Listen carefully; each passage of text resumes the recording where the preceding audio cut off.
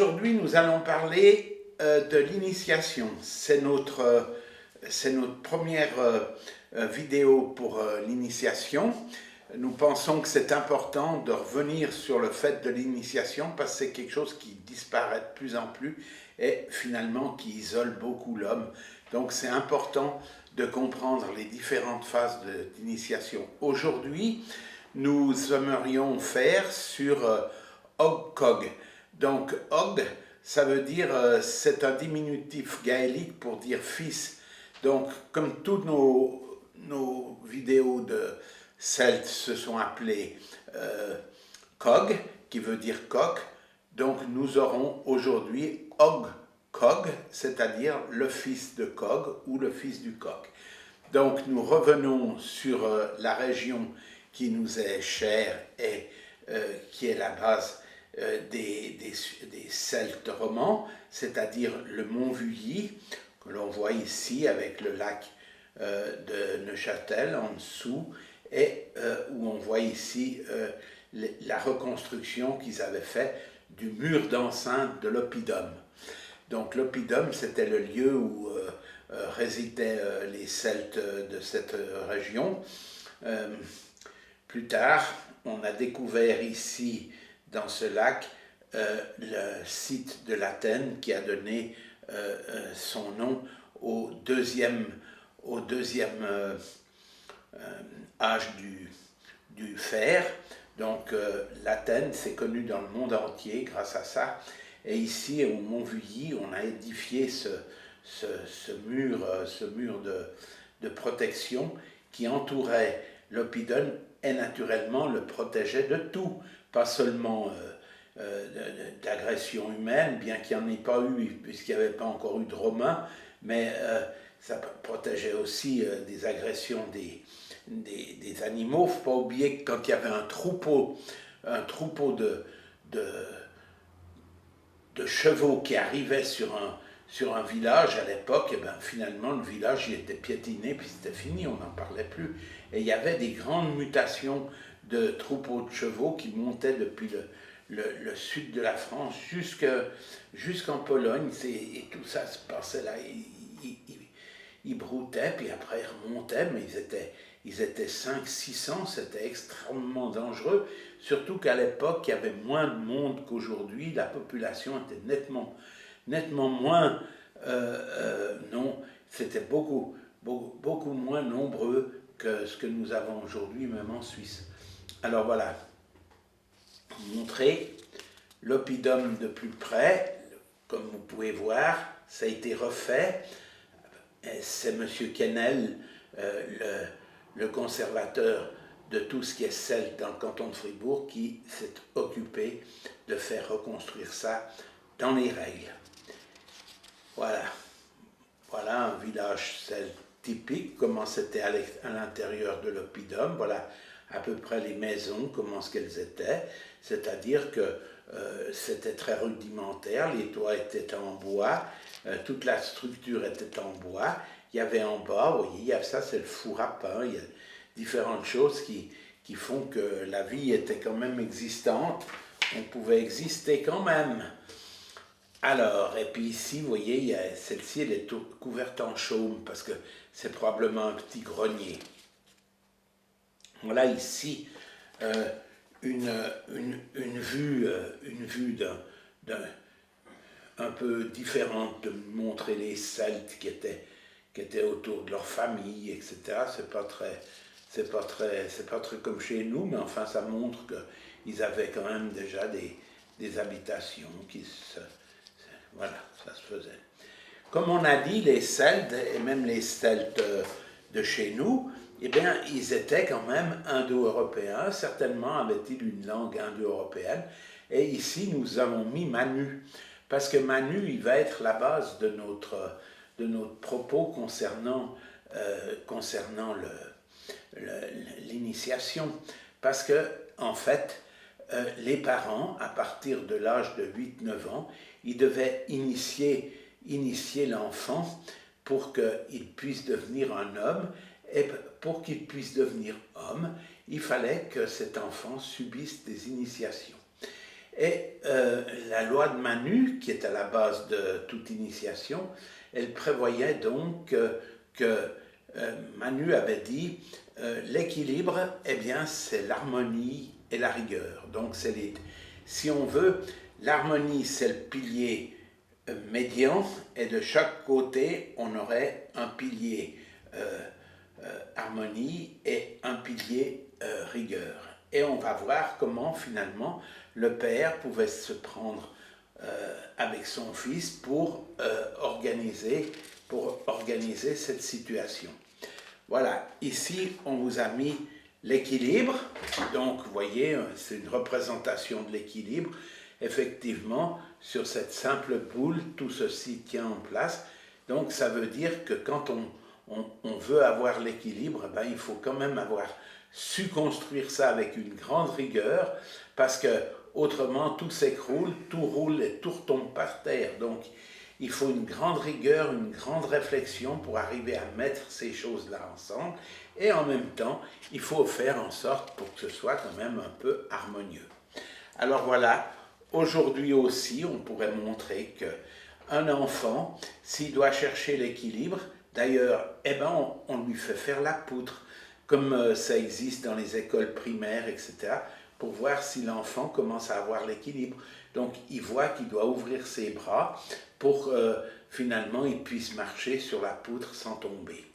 La poutre, c'est quand même quelque chose de très important, puisque vous la retrouvez encore aujourd'hui dans les exercices de gymnastique qui sont présentés aux Jeux Olympiques. Donc la poutre, c'est quand même important, c'est l'élément qui permet de montrer comment la personne, l'athlète, n'importe qui irait sur la poutre, arrive à contrôler son équilibre. Comme on vous l'a dit, de l'équilibre, ça ne peut pas exister si on n'a pas mis d'abord l'harmonie. Alors l'harmonie, pour notre petite enfance celte, c'était que son père devait lui montrer les cultures, lui montrer comment allaient les choses, le préparer à comprendre ce qu'il va. Parce que s'il veut manger, s'il veut avoir de quoi manger, il faut qu'il apprenne à cultiver. Et à l'époque, vous voyez, comme on vous l'a mis ici, les hommes de cette région, donc du Mont-Vully, eh bien, ils cultivaient déjà le seigle. Et ici, on a voulu vous montrer aussi, le père peut montrer à son fils un champ de seigle avec une vision du vent qui caresse la culture, ce qui fait que c'est quand même quelque chose de très beau. Donc voilà, ici on a voulu montrer le champ de seigle traversé par le vent. Il peut ensuite lui montrer le seigle en lui-même, là il est prêt pour la récolte, on voit bien les épis qui sont au sommet des tiges de seigle. Le seigle, il ne pousse pas très haut, mais il pousse quand même, et il a ces magnifiques épis très barbus. Voilà une représentation de l'épi. Le père peut montrer à son fils, voilà, ça c'est l'épi du seigle. Il faudra que tu saches après comment on s'organise pour enlever la graine de l'ivraie, c'est-à-dire comment on va dépioter tout ça pour qu'ensuite on puisse en faire de la farine et que ça puisse nous nourrir. Voilà d'ailleurs la représentation pure et simple, même à l'époque des Celtes. Ici, on a les épis de seigle, voilà les graines de seigle sorties des épis, voilà le seigle qu'on a trituré pour en faire et qu'on a moulu pour faire de la farine, et ensuite on peut faire un pain. Vous voyez, ce pain comme il est là, eh bien il n'est pas très différent de ce qu'utilisaient ou ce que faisaient les Celtes. Donc le jeune homme devait apprendre toutes ces choses, il devait être même à même de pouvoir contrôler tout cela, c'est-à-dire qu'on lui expliquait qu'il fallait faire la levure panaire à partir de la farine ici, mélangée avec l'eau, attendre quelques jours pour que finalement ça fermente. Une fois que la farine est fermentée, on en prend une partie pour mettre avec la farine qu'on utilise pour faire le pain, on pétrit, et puis après, eh bien, ils avaient déjà des fours, etc. Et le pain levait parce qu'ils avaient fabriqué d'eux-mêmes le levain panaire. Donc tout ça, vous voyez, tout ça, c'était quelque chose qui se faisait dans une grande harmonie, parce qu'il n'y a rien de plus harmonieux que de faire correctement la cuisine, et le père devait expliquer que toutes ces choses devaient se faire harmonieusement, correctement, d'une manière répétitive, de connaître bien les gestes, etc. Voilà, donc très important, parce que finalement, tous les jours, surtout si on travaille, on a besoin de manger. Pour la rigueur, nous allons vous montrer comment finalement le père explique à l'enfant comment fabriquer cette hache.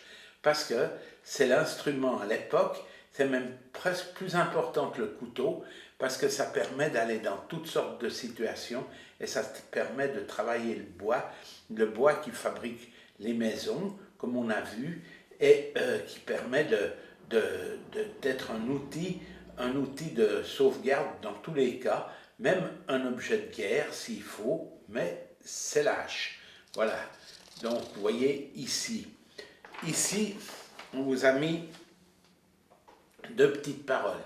Celle de Paul Valéry qui dit très justement « La plus grande liberté naît de la plus grande rigueur » et ce brave Léonard, ici représenté par lui-même, « La rigueur vient toujours à bout de l'obstacle ».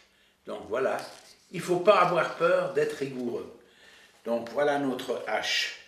Voilà la hache qu'on veut fabriquer pour que quand l'enfant aura fabriqué cette hache, il pourra dire qu'il a accompli son initiation.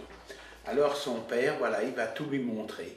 Voilà, il va lui montrer comment taper avec le marteau qu'ils ont fabriqué d'ailleurs tout eux-mêmes.